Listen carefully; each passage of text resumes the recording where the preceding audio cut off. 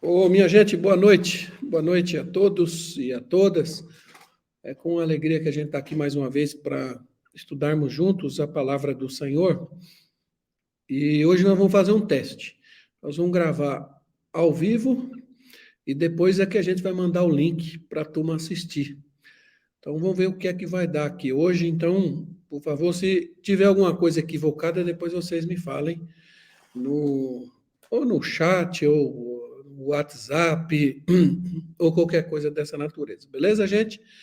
Então, hoje nós vamos estudar mais um pouquinho a palavra do Senhor, e aí, sem delongas, aproveitando o meu tempo aqui, deixa eu ir apertando. O nosso assunto da aula de hoje será: por que conhecer os atributos de Deus é importante? Então, esse vai ser o nosso tema desta noite. Por que é importante conhecer os atributos de Deus? Né? Então, antes de pensar mais adiante, eu quero analisar um pouquinho com vocês algumas coisas. Quando a gente começou no ano passado, nós tínhamos uma ideia sobre tínhamos um pensamento sobre o objetivo dessas lives, porque existem muitas lives, então você encontra live de tudo quanto é jeito, de tudo quanto é forma, em diferentes lugares. E com certeza esses temas que nós estamos tratando aqui também vocês vão encontrar e com diferentes pessoas, professores, gente que conhece também muito e que vale a pena também, com certeza, assisti-los. Mas eu fiquei pensando no seguinte: qual seria, de fato, o diferencial nosso? Então, esse é o nosso propósito da live. Qual seria o nosso diferencial? Nós não prometemos nada, mas a gente deseja isso, né? Isso é o que a gente pretende e o que nós queremos, assim, para realmente dar continuidade às nossas lives, e que, na minha opinião, isso faz uma grande diferença em relação às demais. E aí eu quero pensar com vocês o seguinte: as nossas lives, desde o ano passado, né, já está completando um ano, elas têm um objetivo, desde o comecinho, sempre foi mostrar o seguinte: a importância da gente se aproximar, ou da gente não só ter um conhecimento teórico, não só ter um conhecimento avançado ou aprofundado das coisas relativas à Bíblia e a Deus. Isso faz parte, mas o grande objetivo, de fato, é a aproximação de Deus. Então, eu entendo que é isso que a gente sente falta hoje, porque às vezes a gente pode saber muito sobre o conhecimento de Deus teoricamente. Então, por exemplo, eu posso saber muito sobre a Confissão de Fé de Westminster, eu posso saber muito sobre os fundamentos sobre a pessoa de Deus, eu posso conhecer os atributos e posso fazer as divisões de comunicáveis, incomunicáveis, etc. Nós podemos fazer isso, mas a questão toda nossa é justamente fazer essa transição, ou seja, pegar aquilo que é teórico e aproveitar este teórico para aplicar na nossa vida do dia a dia, com o objetivo de nos aproximar do Senhor. Então, a gente pode dizer o seguinte, que existe hoje, e aí que está, muita gente falando sobre os atributos de Deus, sobre as coisas de Deus. Mas a preocupação, pelo que a gente percebe, não é necessariamente com o relacionamento com Deus, mas é uma preocupação técnica. É uma preocupação pelo conhecimento, do conhecimento, pelo conhecimento, e não necessariamente o significado deste conhecimento na sua vida do dia a dia. Então, o que eu percebo, assim, até enquanto professor muitos anos, eu percebi um distanciamento entre aquilo que se ensinava no meio universitário, por exemplo, e a prática do dia a dia. Então, muita coisa a gente não consegue compreender se ficarmos apenas na teoria. Então, só para vocês terem uma noção, por exemplo, me perdoe dar este exemplo. Uma pessoa que passa por um ofício fúnebre. Então, fulano de tal, um parente muito próximo morreu. Você vê sentimentos diferentes. Uma pessoa ela fica mais emocionada, parece-me que para aquela pessoa a dor foi maior e etc. E a outra pessoa, mesmo sendo parente, às vezes até no mesmo grau de parentesco, ela sente, mas não tem a mesma intensidade. E aí você percebe a diferença. Por que que isso acontece? Aquela que teve um sentimento maior, aquela que teve o aflorar das emoções, etc., em razão do ocorrido, com certeza foi aquela pessoa que mais viveu com aquela pessoa, que conhecia mais a pessoa, que fazia parte da sua realidade. E a outra pessoa que menos se influenciou aí, ou menos se emocionou, mas não tanto, com a mesma fluência da outra, provavelmente é porque tinha pouco conhecimento da realidade, pouco envolvimento com a pessoa. Então, quando a gente fala em relação às coisas de Deus, a gente também passa por essa etapa. Para muita gente, os nossos estudos, eu tenho certeza, não faz nenhum sentido. Por que que não faz nenhum sentido? Porque está fora da realidade da pessoa. Isso não é uma falha necessariamente metodológica, ou disposição, ou falha de qualquer questão assim metodológica ou didática, se alguém prefere usar dessa maneira. Não, não é essa a questão. A questão é que às vezes a pessoa ela não consegue associar o que ela aprende com a realidade. O que isso tem a ver com a minha vida? Então, quando a gente fala sobre o conhecimento de Deus, eu também penso dentro dessa perspectiva. Não adianta a gente ficar falando teorias e teorias e trazendo ideias e gente que fala sobre um monte de coisa. Tudo isso é importante, mas o que nós desejamos de fato é muito mais do que isso. Ou seja, é realmente que o conhecimento adquirido não seja apenas aquela fala que alguém disse tempos atrás aqui, alguma coisa sempre fica. Não. Só fica aquilo, ou só fica o conhecimento no nosso coração, aquilo que de fato faz parte da nossa realidade, aquilo que faz parte do nosso cotidiano. Então, a questão toda nossa, nas nossas lives, é justamente esta. Não é só teórico, é mostrar a importância da aproximação com Deus, é mostrar o relacionamento com Deus. E aí a pergunta é essa: em que saber os atributos de Deus, em que isso contribui para a minha vida do dia a dia, em que isso vai fortalecer a minha fé, em que isso vai me aproximar de Deus, em que isso vai de fato fazer diferença na minha vida? Essa é a questão que eu tenho pensado nesses últimos tempos, e daí a gente começar com essa parte introdutória, né? Até porque quando a gente estuda nas Escrituras, às vezes, até aqui em casa eu falo disso, às vezes a gente só parte do princípio técnico, e não necessariamente nós sujeitamos o técnico às nossas necessidades reais, questões do dia a dia. Vamos pegar, por exemplo, né? Quando você pega o texto de Paulo escrevendo aos Colossenses, por exemplo, ou o Paulo escrevendo aos Colossenses, ou João escrevendo à igreja de Éfeso, ou mesmo o texto de Apocalipse, etc., etc., você vai sempre encontrar o seguinte: eles escreveram estes textos não foi para mostrar conhecimento. Não foi apenas para mostrar, como alguns podem sugerir, algum pedantismo no campo religioso. Não. Mas sempre foi com o objetivo de resolver algum problema que está acontecendo na igreja. Então, por exemplo, quando você lê o livro de Apocalipse, você vê nitidamente que era um período de perseguição e etc., e que o povo havia perdido a esperança.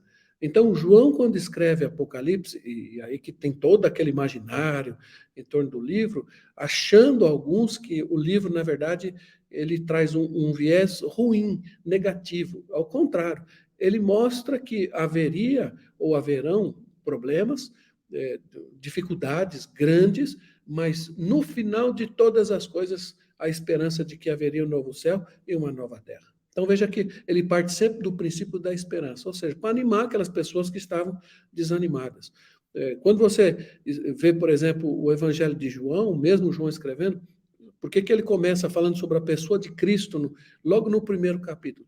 Porque tinha gente dentro da igreja que dizia que Jesus Cristo não era Deus, que Jesus Cristo não é Deus, que Jesus era menor do que Deus. Então, quando João toma ciência disso, ele mostra em todo o seu livro que Jesus, de fato, é Deus. Então, veja, não era apenas uma questão teórica, mas para resolver um problema real, uma situação que, de fato, acontecia na vida das pessoas. E aí, quando a gente fala em teologia, quando nós falamos em saber sobre o ser de Deus, a gente não pode também desvincular daquilo que é real, da nosso cotidiano. Ao contrário, a gente tem que pegar estas partes da Bíblia, esses ensinos bíblicos, e procurar aplicar estas verdades exatamente no nosso cotidiano, na nossa realidade. E aí eu pergunto de novo, o que isso, de fato, por exemplo, falar sobre os atributos de Deus, o que isso tem a ver com a minha fé cristã,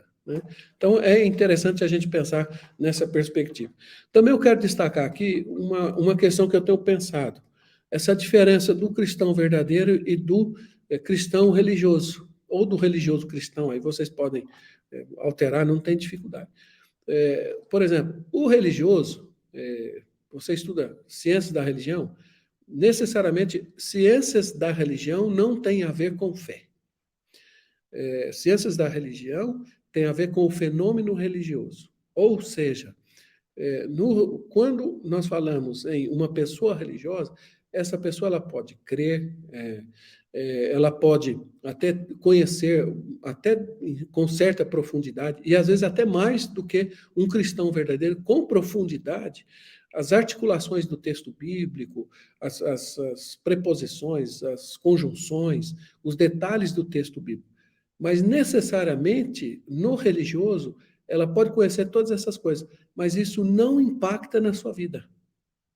Ela possui os conhecimentos, mas isto não significa que ela, mesmo sabendo sobre a fé, mesmo sabendo sobre as Escrituras, ou conhecendo as Escrituras, às vezes até de cor e salteado, que isso de fato vai impactar na sua vida, e isso vai fazer com que ela tenha mais compromisso com Jesus Cristo.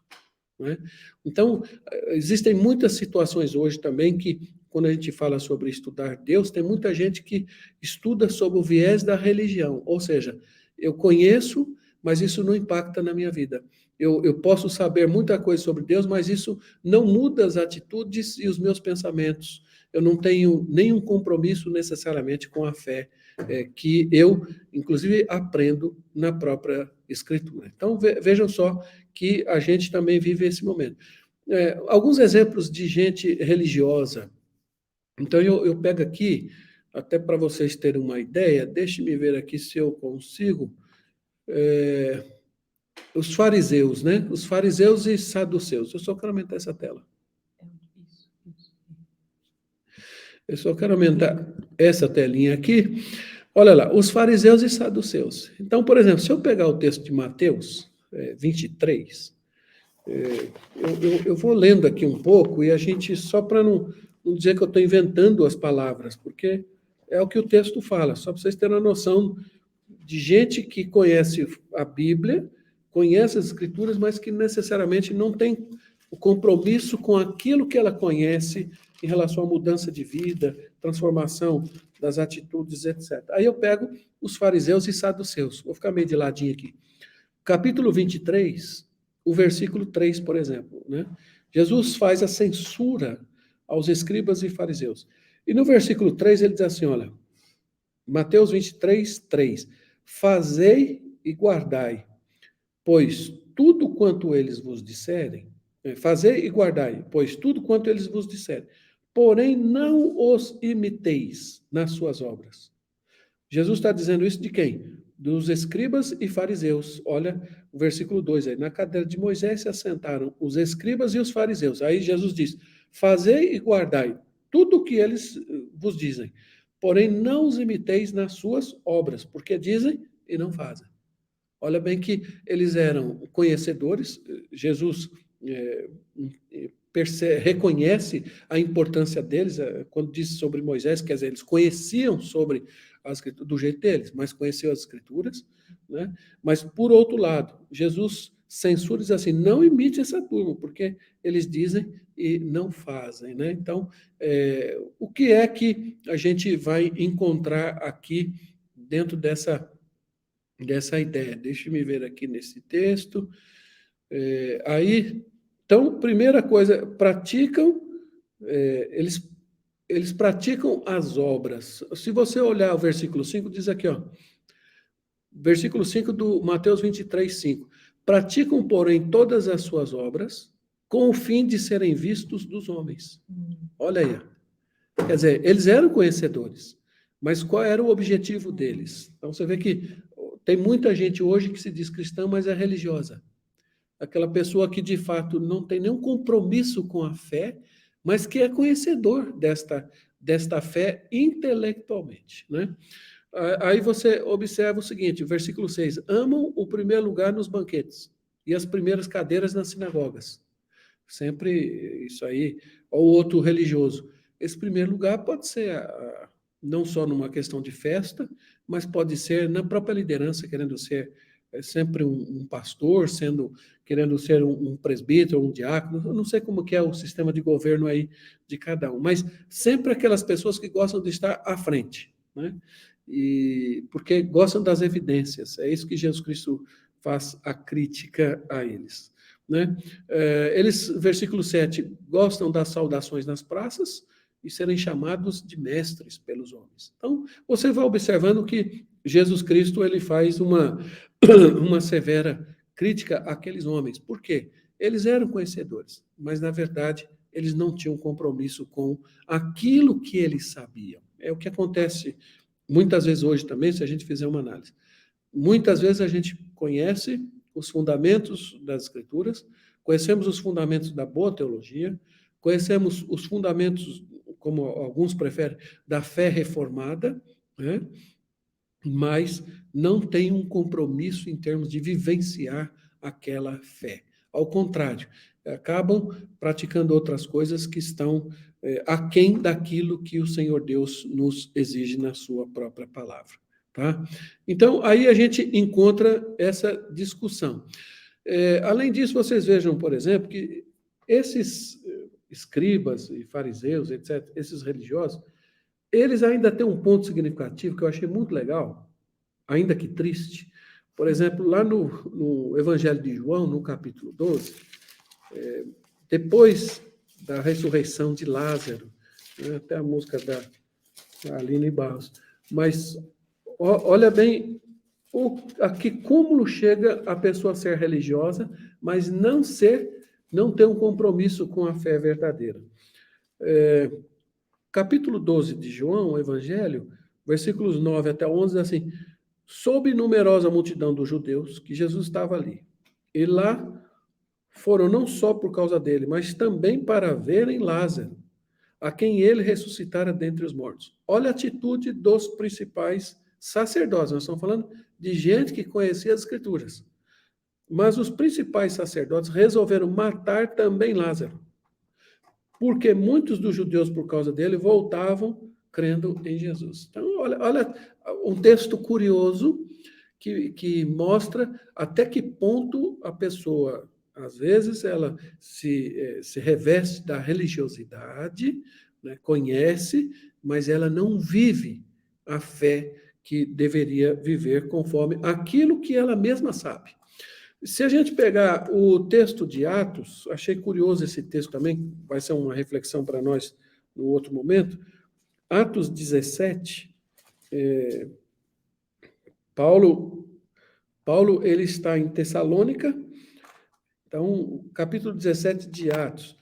Tendo passado por Anfípolis e Apolônia, chegaram a Tessalônica, onde havia uma sinagoga de judeus. Olha como é. Paulo, segundo o seu costume, foi procurá-los e por 3 sábados arrazoou com eles acerca das Escrituras, expondo e demonstrando ter sido necessário que o Cristo padecesse e ressurgisse dentre os mortos. Tal. Aí, o versículo 4 diz, alguns deles foram persuadidos e unidos a Paulo e Silas, bem como numerosa multidão de gregos piedosos e muitas distintas mulheres. Olha, quando faz referência às mulheres, é provavelmente porque elas tinham uma posição de grande riqueza. O que é que fez esse grupo de judeus que frequentava a sinagoga? O versículo 5 diz, os judeus, porém, movidos de inveja, olha aí, Quer dizer, eles sabiam, eles estavam na sinagoga, eles aprendiam sempre. Mas isso não significava mudança na vida deles. Trazendo consigo alguns homens maus, até isso chega, traz consigo homens maus, né? Já viram isso acontecer em algum momento. Dentre a malandragem, malandragem é que gosta de levar vantagem em tudo, né? Ajuntando a turba, alvoroçaram a cidade e, assaltando a casa de Jason, procuravam trazê-lo para o meio do povo. Olha bem, quer dizer, gente que devia, pelo conhecimento que eles tinham das Escrituras, eles deveriam ser outras pessoas, ter outro tipo de atitude. Ao contrário, eles apenas eram religiosos, ou seja, conhecedores, mas não tinham um relacionamento pessoal com o Deus verdadeiro, né? Então, isso é interessante para a gente entender. Para o religioso, a Bíblia ela é digna de estudo, ela é digna de pesquisa, mas ela não significa um livro que vai transformar a sua vida. É apenas um livro em que você vai se debruçar, vai aprofundar o conhecimento, mas será o conhecimento pelo conhecimento, mas não mudança e transformação, conforme a palavra do Senhor Deus exige de cada um de nós. Então, essa é uma palavra que eu quero dizer aqui, até para a gente tomar cuidado, que às vezes nós somos religiosos e não somos cristãos verdadeiros. Quantos cristãos que se dizem verdadeiros são religiosos dentro das nossas igrejas?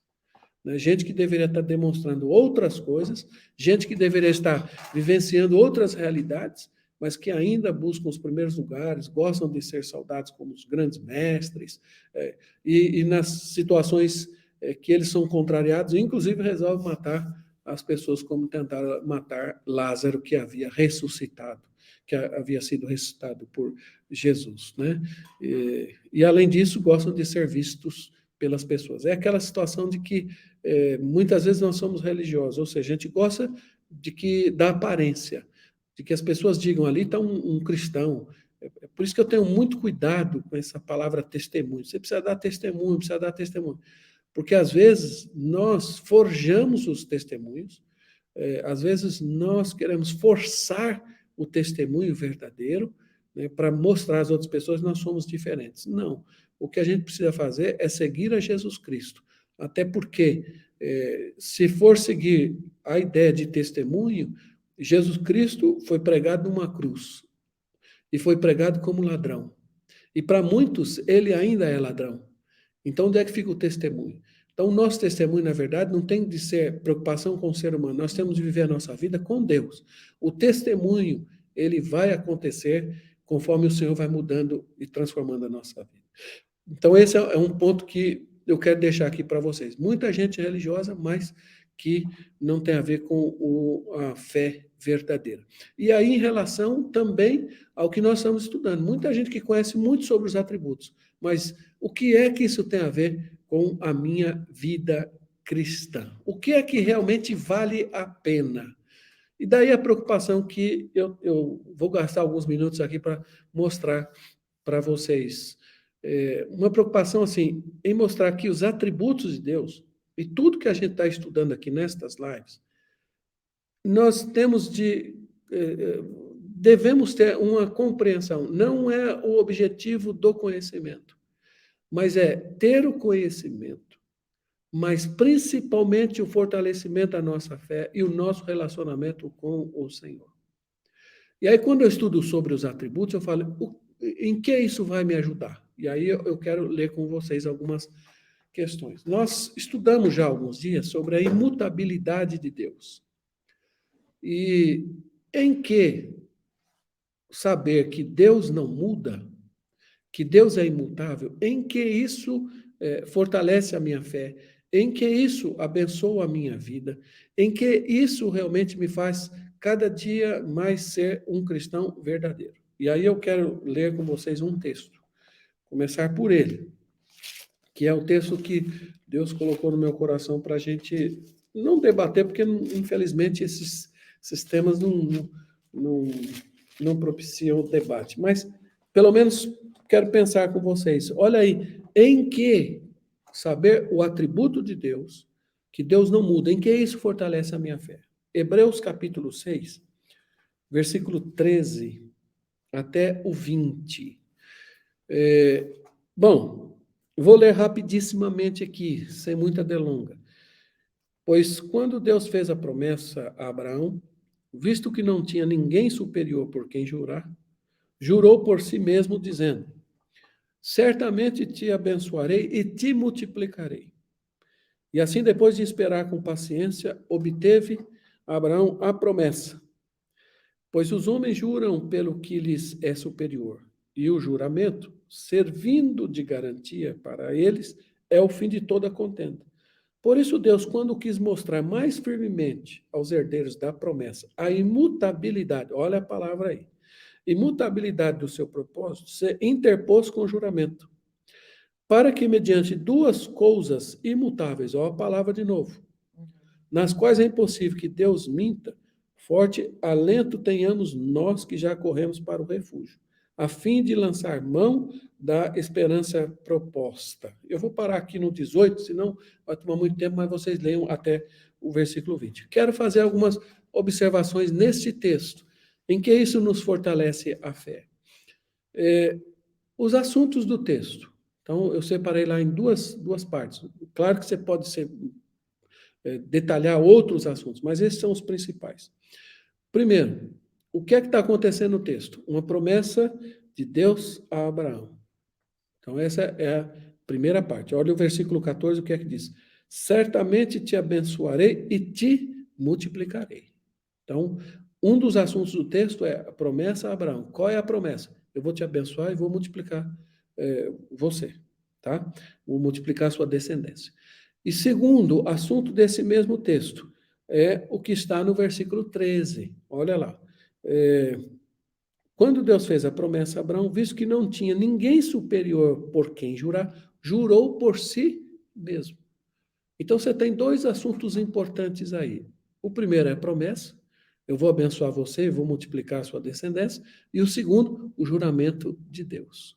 Olhando para o versículo 13, você pode perceber o seguinte: qual é a garantia de que Deus irá ou iria cumprir a sua promessa? Qual é a garantia?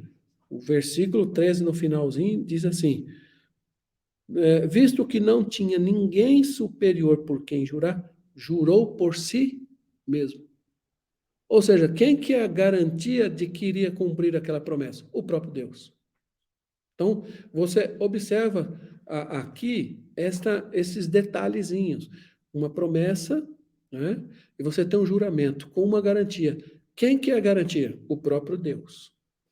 E aí, para deixar isso mais claro, Hebreus 17 diz lá assim, ó: por isso Deus, quando quis mostrar mais firmemente aos herdeiros da promessa a imutabilidade do seu propósito, se interpôs com juramento.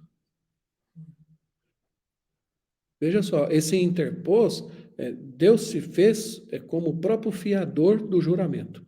Mas observe, Deus, quando quis mostrar mais firmemente, deixar de forma explícita aos herdeiros da promessa a imutabilidade do seu propósito, ele mesmo colocou-se como a garantia de que aquela promessa, de que a promessa de que abençoaria Abraão e que a sua descendência seria cada dia mais multiplicada, e tudo aquilo que Deus prometeu iria acontecer, ou seja, iria se cumprir.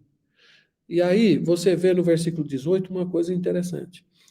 Para que mediante duas coisas imutáveis. Quais são as duas coisas imutáveis? A promessa e o juramento. O que é imutável? É aquilo que não muda. O que é que Hebreus está dizendo àqueles irmãos e está dizendo para nós nesta noite de forma assim bem clara? Que Deus, ele é imutável, ou seja, que Deus, ele não muda os seus propósitos para a nossa vida. Ele não pensa de uma forma agora e vai agir desta forma.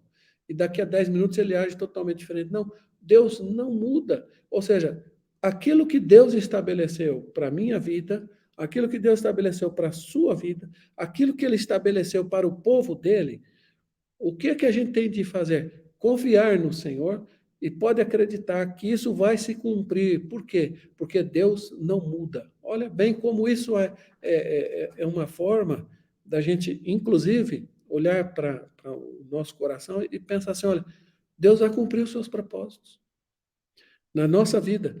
Às vezes a gente sofre, a gente vai para lá, vem para cá, discute com Deus, mas se a gente parar um pouco para analisar dentro da discussão dos atributos de Deus, a imutabilidade, que Deus não muda, ele diz assim: o propósito que eu tenho para o meu povo eu não mudo. Deus vai cumprir os seus propósitos na nossa vida, né? Então, e qual é o propósito de Deus, se a gente olhar? É o propósito de bênção. Eu fiz questão de olhar assim rapidissimamente a ideia de bênção. Geralmente a gente fala entre os evangélicos, os cristãos, fala assim, Deus te abençoe, Deus te abençoe. Nem sabe o que quer dizer isso aí. O que é que significa Deus te abençoe? Na verdade, isso é uma palavra até bonita, mas que às vezes nós somos até hipócritas em desejar isso. Quando eu falo Deus te abençoe, eu estou desejando o melhor para a pessoa.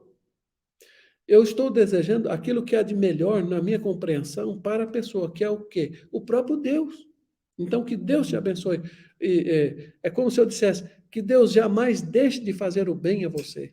É como se eu dissesse assim, olha, eu quero te dar o melhor da minha vida para a pessoa. Então, às vezes a gente fala assim, Deus te abençoe, e a gente nem está pensando nisso, que é o meu desejo de sempre fazer o bem para a pessoa e dar o meu melhor para a pessoa, que é o próprio Deus, né? Às vezes a gente fala isso de qualquer jeito, de qualquer maneira, e não para analisar. Agora, com Deus, não. O que é que Deus fala de forma franca para Abraão? E Hebreus está lembrando isso. Ele diz aqui, jurou por si mesmo. Deus jurou por ele mesmo. Nada do que eu faça vai alterar o propósito de Deus na minha vida. Ele diz, certamente te abençoarei e te multiplicarei. Ou seja, jamais vou deixar de fazer o bem ao meu povo. Gente, aí eu falo para vocês, se esse é o propósito de Deus e ele não muda, a gente só precisa fazer uma coisa, é confiar no Senhor, né? Isso fortalece a nossa fé. Mas eu quero, junto nessa ideia, sem muito tempo aqui, que agora já está bem corrido, mas eu quero só lembrar o texto de Jeremias, dentro dessa ideia de que Deus nos abençoa. A ideia de Deus nos abençoar é, não vou deixar de fazer o bem a vocês. Lá no texto de Jeremias 32, 38, 32, 38, diz lá assim, ó, eles serão o meu povo. Bom, eu posso usar esse termo no futuro, mas eu posso usar também no presente. Eles já são meu povo e eu sou seu Deus. Olha o que é que Deus fala. Quer dizer, se eu sou povo de Deus, se o meu Deus é o Criador de todas as coisas, se Ele é o Senhor de todas as coisas, então eu vou duvidar de que Ele pode resolver as diversas situações que eu estiver passando na minha vida? Aí é que está. Eu vi um livro do John Flavel que fala sobre a providência de Deus. E ele fala sobre serviço. Da gente reclamar do nosso serviço. Eu achei muito interessante isso. A gente reclama do serviço, reclama disso, reclama daquilo. Pois então, vamos parar um pouco, olhar do ponto de vista de Deus. Deus colocou você naquele emprego. É o John Flavel falando, não estou nem jogando indireto nem direto. Mas o John Flavel dizendo, quem que pensou no seu serviço hoje? Foi o próprio Deus. Quem é o Deus providente que vai cuidar de você? É Deus. Então, se você está no emprego que você está hoje, a providência de Deus, por razões que só Ele sabe, Ele está fazendo o que é melhor para você. E o seu emprego nesse momento, esse que você está, é o melhor que Deus tem para você nesse momento. Porque ele não deixa de fazer o que é bem, aquilo que é bom para o seu próprio povo. Eles são meu povo e eu sou o seu Deus. O versículo 39 diz, dar-lhes-ei um só coração. A ideia de estar juntos, né? Por isso que, quando a gente fala em bênção de Deus, estar juntos, de ter um só coração, um só caminho, uma só fé. Isso é o que Deus nos dá. As divisões não pode tirar isso aí não é de Deus. Mas olha bem a continuação do texto, diz aqui, ó. Dar-lhes-ei um só coração, um só caminho, para que me temam todos os dias, para seu bem e bem de seus filhos. Isso aqui, seus filhos, eu vou discutir sobre o batismo infantil. Farei com eles aliança eterna, segundo a qual não deixarei de lhes fazer o bem. Olha bem, quer dizer, Deus está dizendo, eu vou abençoar você. O que é a palavra abençoar? É não deixar de fazer o bem. Eu quero sempre fazer o bem para você. Deus prometeu isso. A Abraão e a sua descendência. E Deus não muda nos seus propósitos. Então, às vezes a gente está padecendo porque a gente não acredita nesta verdade, né? Aqui diz, porém o meu temor no seu coração para que nunca se apartem de mim. Eu não me afasto de Deus, não é por causa da minha força. É porque Deus colocou no meu coração o seu temor. Porque o meu desejo é afastar sempre. Mas Deus é tão gracioso e tem abençoado tanto o seu povo que coloca no nosso coração o Espírito Santo para que a gente não se aparte do Senhor em momento algum. E aí, não dá tempo mais, alegrar-me-ei por causa deles. Olha, nós somos motivos de alegria ao Senhor. E ele repete a promessa, e lhes farei bem. Então, está bem claro aí, e no versículo 42, no finalzinho, diz assim, assim lhes trarei todo o bem que lhes estou prometendo. É o que diz o versículo 42. Né? Então, eu digo para vocês, voltando lá a Hebreus e essa discussão nossa, que não é apenas uma questão teórica, saber sobre o Deus que não muda nos seus propósitos. Ao contrário, é fortalecimento da nossa fé. Olha o versículo 18 de Hebreus, voltando a Hebreus no capítulo 6, versículo 18. A gente passa por esse texto e não percebe. Olha o que é que Hebreus escreve. Ele diz assim, para que, mediante duas coisas imutáveis, nas quais é impossível que Deus minta, vírgula, forte alento tenhamos. Olha como ele usa bem essa expressão. E ele usa esta expressão para animar aqueles irmãos que estavam perdendo os seus bens, aqueles irmãos que estavam num período de grande perseguição, gente perdendo a vida. E ele diz exatamente isso, que os propósitos de Deus, eles não mudam, que o propósito de Deus é imutável e que Deus é a própria garantia de que aquilo que ele prometeu, ele há de cumprir. E isto deve nos fazer ter grande ou forte alento.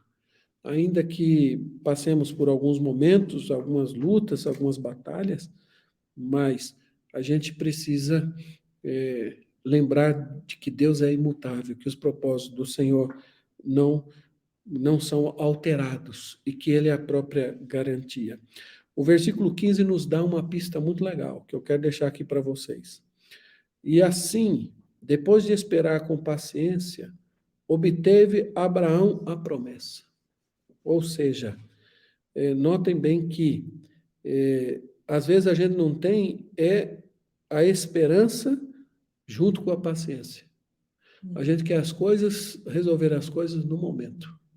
Mas se a gente souber fazer como fez Abraão, esperar com paciência, nós vamos ver realmente as promessas de Deus se cumprindo em nossas vidas. Lá em 1 Pedro, no capítulo 1, 3 a 9, diz que ainda que num breve momento a gente tenha de padecer, mas não nos esqueçamos que nós temos a viva esperança, que é justamente as promessas do nosso Deus. Então eu quero terminar aqui hoje, já falamos um bom tempo aí, e eu quero deixar assim para todos, que quando eu estudo sobre a imutabilidade de Deus, eu não tenho como dizer algo que eu tenho de falar para vocês. É exatamente fortalecimento da minha fé, porque Deus diz assim, olha, Deus tem propósitos para nós. E os propósitos do Senhor, ele não muda. E Deus, se Ele prometeu qualquer coisa, e Ele nos prometeu de nos abençoar, de jamais deixar de nos fazer o bem, mesmo que a gente entenda que é mal, pode confiar, porque isso é bom para nós, está dentro do plano imutável do nosso Deus. Lembramos de José do Egito. Primeiro momento, menino novo, 16, 17 anos, foi lançado, né, num poço e depois vendido como escravo. E certamente ele pôde discutir com Deus por que ele estava passando por tudo aquilo. Mas Deus tinha um grande propósito para ele. Um propósito de torná-lo grande governador e alguém que acolheria todo o povo de Israel na terra do Egito e assim cumprir as promessas do Senhor. Vamos, irmãos, nesta noite, nos curvar diante de Deus e agradecer ao Senhor, porque Ele é o Deus que não muda. E Ele mesmo diz que Ele tem um propósito para o seu povo, que é o propósito de bênção. Que Deus nos abençoe e que o Senhor continue fortalecendo cada dia mais o seu povo. Um grande abraço, gente. Obrigado. Siga nossa página aí no Facebook, @Perseverantes em Cristo. Dê a sua opinião, dá um likezinho lá para ajudar a gente aqui. Divulga também esses vídeos, que o nosso objetivo é esse, é de fortalecimento da fé. Não apenas conhecimento teórico, mas conhecimento que realmente transforme a nossa vida e que nos faça cada vez mais cristãos verdadeiros. Que Deus abençoe, gente, uma boa noite e que o Senhor vos guarde rica e poderosamente. Um abraço.